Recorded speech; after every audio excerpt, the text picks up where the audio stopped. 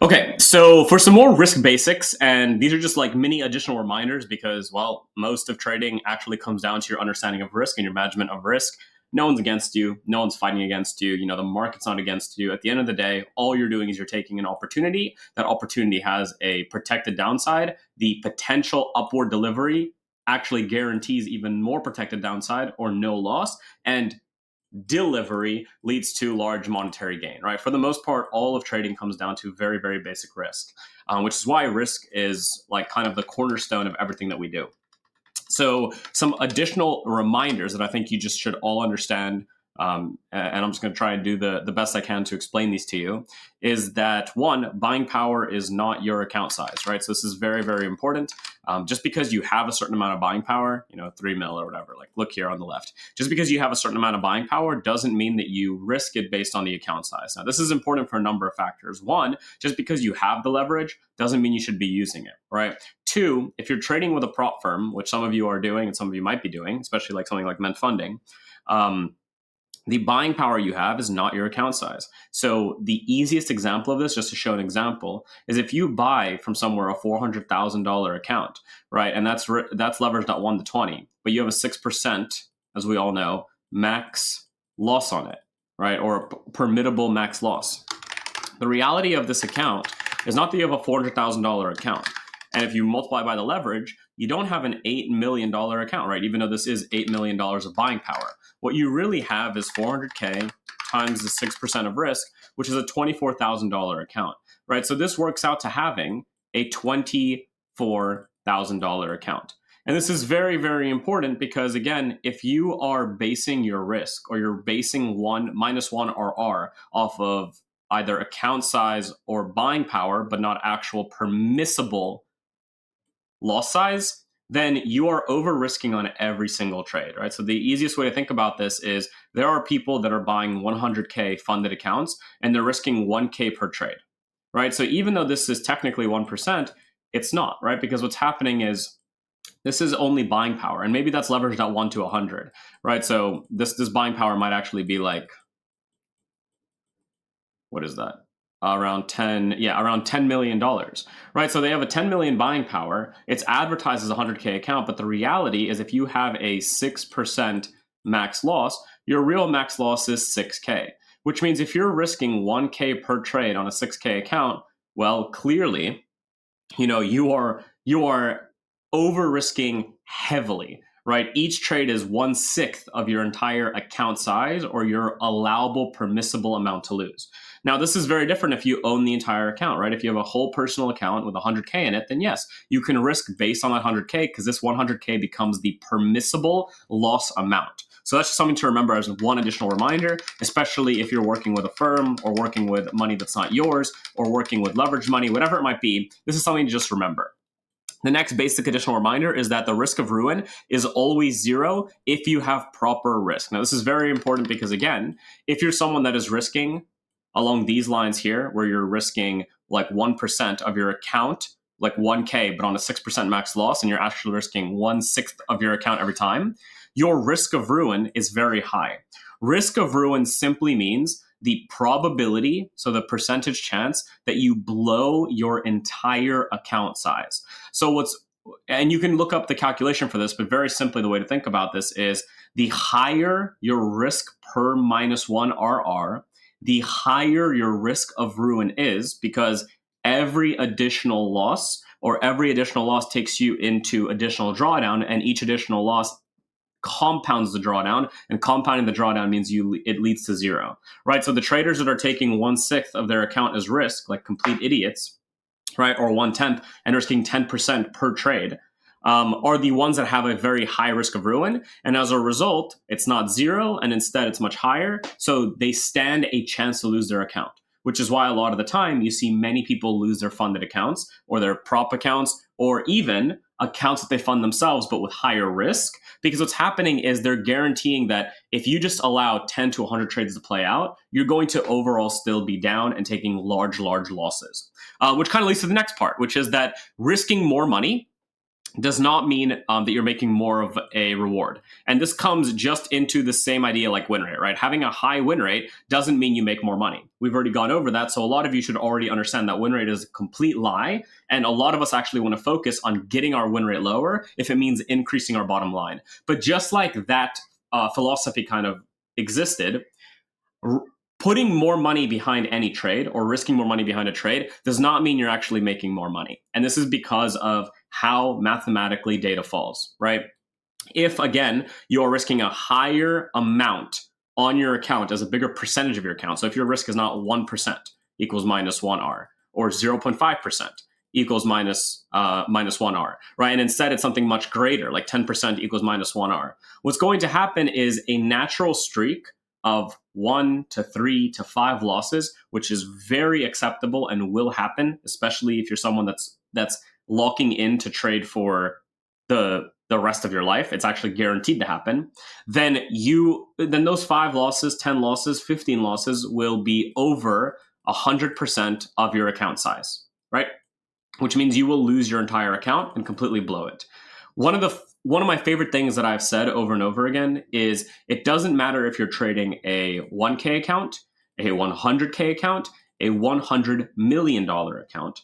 The way you blow your account with improper risk practices is the exact same regardless of account size. Because the dumb bankers, the dumb hedge funds, the dumb institutions that are utilizing larger risk strategies or martingale or doubling up or averaging down on a $100 million account are going to fall prey to the exact same problems that come with trading a small 100K funded account with a 10% max loss but risking 1%.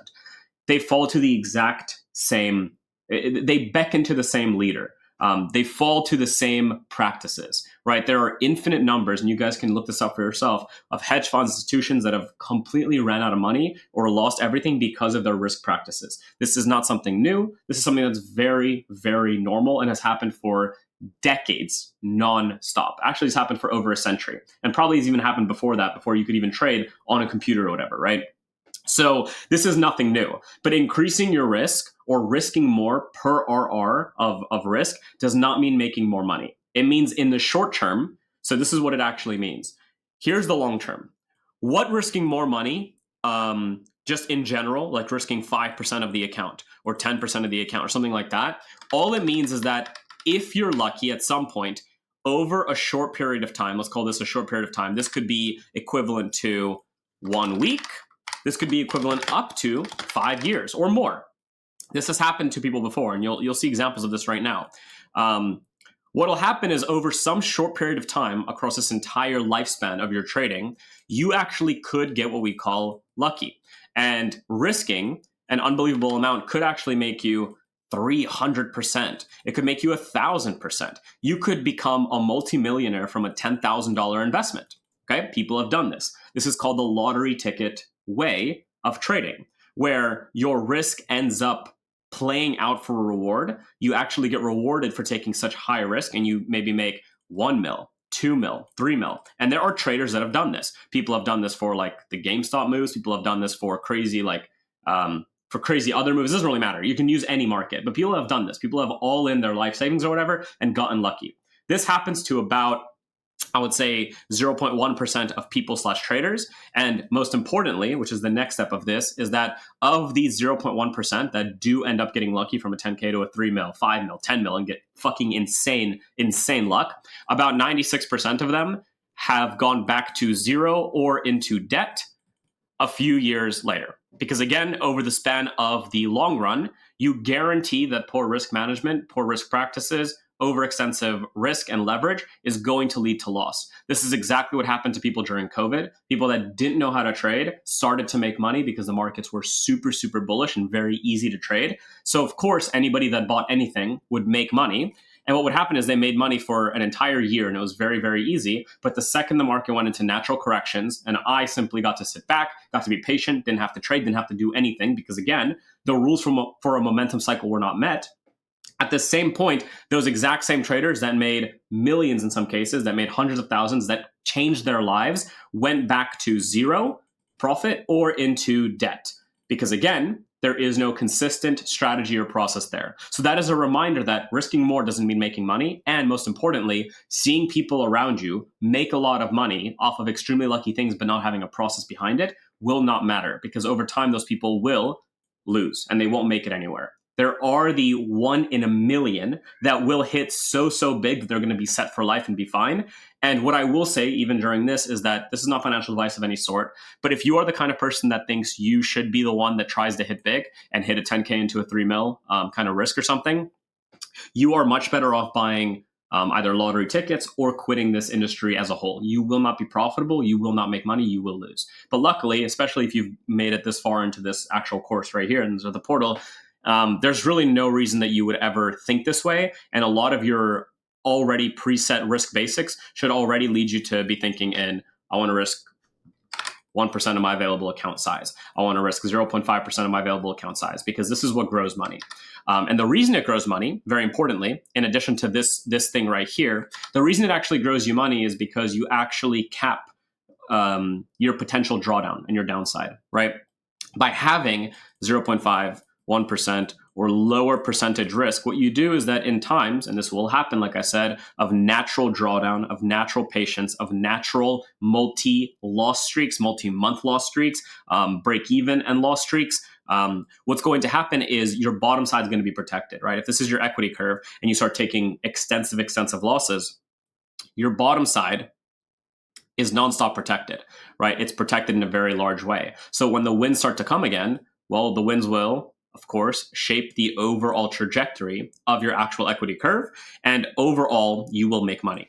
So the best example of this at the moment that I can give you is the MENTFX data collection that I've shared with the team, where I started to record my own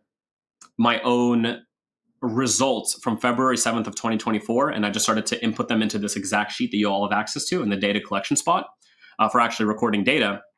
Right, what you'll actually see is the exact same thing, right? Even though I have a relatively larger break-even and loss rate, and even if the loss rate was bigger, it wouldn't really matter, right? The times during which I actually experienced drawdown and losses, it's minimal, right? When you look at this curve now, it's so minimal that you do not care anymore about the losses. You begin to take the losses because you know it's making you money over time. And most importantly, you will never blow your account because your downside is protected. So the reason we use lower risk isn't to necessarily, well, it's actually to get more reward, because the lower risk you have and the longer time period that you stay to that risk, the more reward you're actually going to make, because you're not going to allow moments like these to exist, which will lead to blowing your entire accounts. It's not going to happen. It can't happen because you have something there to hold that down. Right, so more money risk does not mean making more reward, and actually risking less or risking a solid 0.5, 0.2, or 1% of your available account size. Remember, account size, not buying power. Account size, actual account size, not buying power. Risking that amount is going to protect your bottom line always, right? Because it's also compounded, and compounded simply means that 1% of 100K is $1,000 risk, right? And if you start to lose a lot of trades, let's say you lose like I don't know, one trade, right? Now you're at 99K. Your risk now isn't $1,000 again, right? Unless you want it to be. Your risk now is going to be $990. So because of compounding, which is basically keeping yourself to the risk size that you've set, because that's all equivalent to -1R, even when you are on the downside, you are progressively putting less into the market until you're correct. And as you're correct, you start to put more into the market, which means that, of course, with time, when you're wrong, you lose less. And when you're right, you win big.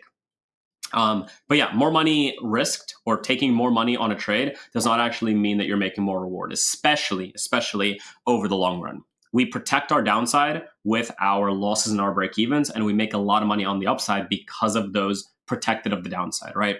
And the easiest mathematical expression I've given to this to really understand this as an example is if I take a big win, so let's just say I took a win, and this is actually what happened to me, but let's say I take a 26R win. So I had a really good trade, right? I risked -1R. Instead of me losing or taking a 0 break even, I made 26R on my account. So this is a growth of 26R, and now I'm at this plateau. I'm at this high. Let's say over the next 20 trades, very simply, right? I simply take 20. Let's go like this. Let's just demonstrate this as 20 trades right here. Over the next 20 trades, I take break evens only. I take break evens. Let's say some of these break evens could have been losses or would have been losses if I held them.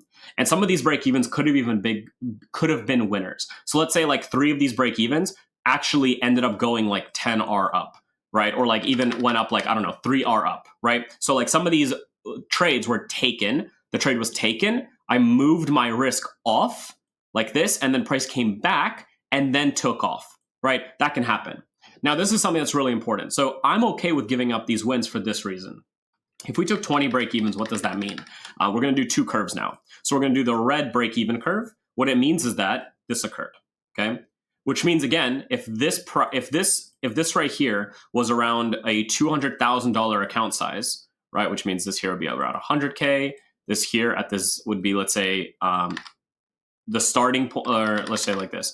You started with 100K. You're at 200K, like 0 is somewhere here, right? That's if you start, like, you know, if you just take dumb losses, you can go to 0 technically. But these are the 2 curves we're going to go with. So if my next 20 trades were break even, this is what the curve is going to look like. Maybe you can account for some commissions. So what we can do is we can say this is like 100K. Maybe that was a starting account size. 0 is down here, which we'll never hit because we have proper risk. We're risking 1% per trade, right? Minus 1R equals 1%. But let's say the next 20 trades were break even. Let's say you took some commission losses or slippage losses. The curve is going to look something like this, right? And from that point on, the next trade you take, let's say was a winner, another winner, like plus whatever. Let's say it was a plus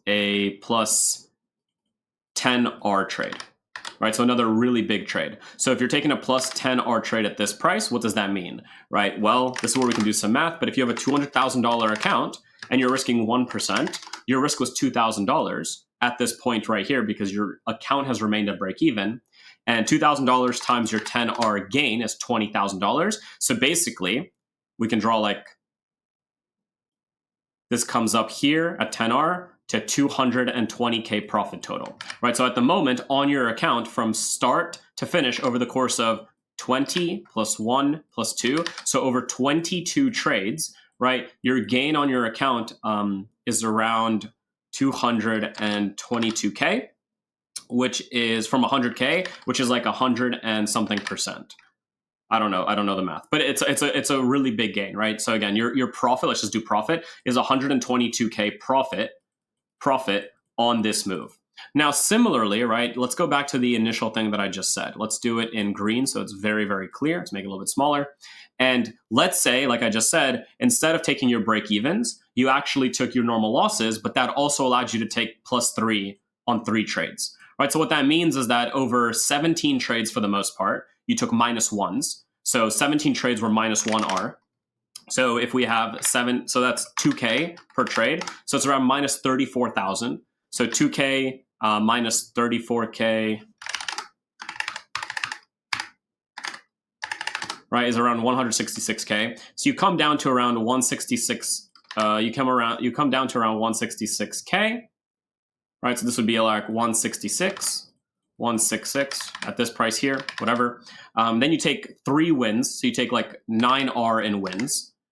So at 166K, your risk per trade is now around 1660. And let's just say you take your 9R in wins. So you make about 14K. So you have 166, which is your amount, plus that gain, which is about 180K, right? So you take your wins now and you get to 180K, right? And then you take your very big winner that works out. So at 180K, 1% risk, you get 10x risk on it. That plus 180,940, right? You're now at 199K. So from this 10R winner, is that correct? Let me do the math on that. 180. Yep. Okay, and that brings you to 199. So again, this would be more like this. So something like this, and then like this. Then you take your big win, and it brings you here. So notice something really important, right? Even though, in this case, we took more wins with the green example, where we had some trades that actually ran, but the fact that we didn't use a break-even rule, we actually ended up at the same point as if we just took break-evens over 20 trades and then took our win. So what taking break evens does, or risking less per trade, is it guarantees that your next trade is actually worth more, right? Because if you're losing trades, then the next risk of the next trade is reduced, right? Each trade that you take, that each additional trade actually reduce and you lose, reduces the amount you risk on your next trade, right? Because if you have 200K and then it's 200K after the first trade, your risk is now still 2K per trade. But if you take a loss on 200K and now you're at 199K, your risk is no longer 2K per trade. It's actually 1900, whatever, right? $1,900 per trade. So you reduce your potential upside by not taking break evens or small wins and small losses. So it's multifold, right? If you don't take break evens, your next trades are worth less. If you take large losses, your next trades are worth less and you have a harder time making more money. That's also why we risk less. If you're taking only losses with no break evens or have no rule for management, your money is worth less over time. If you just take break evens, even if it means you give up on potential wins, even if you give up potential wins, but you just take break evens, your next winner is worth a lot more money. So this is one of the main reasons that management is so important. People don't understand this. People don't explain this. A lot of mentors have never spoken about how it actually makes sense to trade mathematically, and why break evens, losses are all very good things if you have a proper system. And this is it right here. This is why there's not this random thing where it's like risk less because it's good for you. No, it's because mathematically you're actually going to make more money this way. Being wrong doesn't hurt or will not sting your account, especially multiple times, because you have very minimal risk. Now, being wrong or being right and sometimes taking break evens is great because you protect your bottom line and you stay at an area where the next winning trade, when it does happen, because it will happen, is worth more money. So you get stuff like what you see here, where the fact that I'm breaking even here makes, or like during this whole time here, makes these winners worth more money and I actually grow my account faster. The fact that I broke even on like 5 trades here allowed the next winner to be worth a lot more. The fact that I took small losses here, right, meant that the next winner was worth more money. The fact that I'm now break even for 1, 2, 3, 4, 5, 6, 7, 8 trades means that if I take a winner, it's going to be worth a lot more. And guess what? I'm actually currently, as we're talking, in this trade right here, which has already, let me find it for you guys, which has already guaranteed 11R to me. And if it gets stopped out now at this point here, it'll be a total gain of 22R. What does that mean? That means that at the moment, on this trade that I'm in, BitX, whatever it's called, my gain, again, just to really explain this, and again, I'm not showing all the losses and wins there because there's one more I need to add. But again, if I add that in and let this thing load, if it loads, it's loading right now. Give it a second here to load this up. It's not loading it up. There we go. Oh, I didn't put data in. I'm sorry. Let's go down here. Let's make this 1-16, or I took it out. Yeah, I think I took it on 1-16. Sure. Let's go back here. There we are, right? The fact that I've taken break evens here means that the next trade I'm taking is worth more on the win side. So whether I take a break even and then a trade runs doesn't matter. Whether I take a loss doesn't matter because I'm protecting my downside in such a way that when the wins come, they're worth so much that just one win in 20 trades can put me to new all-time highs on my account. And again, this is how edge is created in the market. So hopefully some of this makes sense to you because again, you've likely not learned anything like this from anywhere else online because, well, not many people are interested in teaching you what it actually looks like to trade. So again, the basic additional reminder is that more money risked on a trade does not mean more reward. Do not think it does mean that. If you hear me say something like, wow, I love the way crypto looks like right now, right? Because this is actually something we're trading. This is based on a crypto move. This is based on Bitcoin being in a very clear market environment. I'll show you guys this. And this is a market environment we want to follow. I'm suspecting this to be a mover that's going to go to like 120, 130, something like that, right? Go sideways, start making its move. I want to be in this move. But just because I want to be in this move or just because you might spot this doesn't mean you should be putting your account into it or your whole account into it or taking a unnecessary gamble. Even though the unnecessary gambles can and will work for some people during small periods of time, and you could get very lucky and get a lottery ticket lucky, which by the way, you shouldn't even be here if you're thinking this way. It's not worth what you're trying to do for yourself and set yourself up for the long run. And if you're here for the long run to do this as a skill set, to do as a profession, to do something full time, you cannot be making those mistakes, right? So The fact that I love what this market looks like and I want to trade it means that even if I trade it, it's still going to be consistent with the same -1 R risk based on 1%, 0.5%, 0.2% risk per trade. Since again, if I'm wrong, when I'm wrong, actually not if, when I'm wrong and I lose so minimally that the next win is now worth more.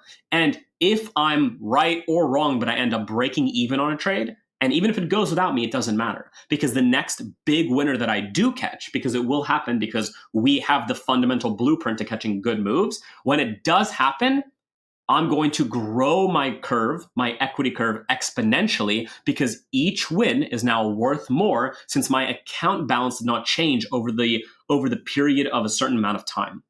Right? So this is how you think mathematically about risk. And again, like a good example is right here, right? So if I go inside of this thing for the trade I took, right?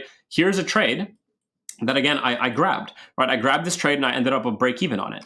That break even if it came back, broke even, and then took off like this, wouldn't be a problem, because I'm aware that over time, break evens are a lot better than winners or losers, quite literally. I mean, they all play together to make you money over time, but break evens are so powerful because they are quite literally a non-changing factor to your potential next risk, which means that your reward is still set to the same upside that it was before the trade idea that was taken here, right? So when this is a break even, and then my next trade is a big winner, which it was, so this was a break even, and then this is the trade that I took for a big winner, this winner is now worth more money, right? Because I'm making 11R on -1R of risk, but that -1R of risk is increased due to this being break even. So again, this is the beauty of trading. This is the beauty of math behind trading. And hopefully, as we're doing this, you are starting to literally, in your mind, kind of repeat, wow, risking more doesn't mean I'm making more money. I shouldn't be risking big because I actually blow my account. It's likely to blow my account. I shouldn't care too much about win rates, actually at all about win rates, because they're not the thing that makes me money. If I really wanted to care about win rates, I can make a lot less money, but have a really high win rate. Do I care about that? No. I want to build a system that's worth trading. So I actually want a lower win rate, right? These are things that should be going on in your head over and over and over again, because those are things that make you money. And as per the discussion we just had, one of the most important risk basic additional reminders is that break evens make you more money even when the move ends up working out after taking a break even, for the exact reason we just discussed. Break evens over enough time make you more money overall on your curve now, because the break evens protect your downside. They increase your risk, even though they don't increase it. You're still -1R, 1%, 0.5%, 0.2%, whatever your risk set is. But the next win, the next big win, the next +20R, the next +10R, whatever it might be, is infinitely fueled by the prior break evens you took. And if it's not fueled by the break evens, it's fueled by the small losses that you took before. Those are your risk basic additionals, things to remember, no matter what account size you're trading. Remember this. You can look up this right here, this risk of ruin thing, to understand what it means. But very simply, your odds of blowing an account are 0 and improbable. It will not happen if you have proper risk. The higher you make your risk, the more you're likely to blow your account. The more you take things based on emotion, or take things stupidly, or take things because you just want to see a winner, the more you increase the likelihood that you blow your entire account. And buying power, what you have accessible as a buying power, is not your account size. You all need to understand that. You all need to remember that, because again, your risk is based on your account size, and that's it. Because if you lose your account size, you've lost your account. And can you do that with $100 million? Yes. Can you do it with $1,000? Yes. Have I seen people lose $100 accounts for whatever reason? Yes. Don't be that person. Doesn't matter. If you're lucky, you will never do this. If you're unlucky, you'll gamble. You'll potentially get really lucky and get yourself to like a $3 million account size, and then you might lose the entire thing because you don't have these risk practices worked out. And as I love to say, in trading, you need to have the risk practices understood and worked out, because if you don't, it will come to bite you in the ass in the long run, and you will lose everything. So don't be that person. All right. Thank you guys, and I'll see you in the next one.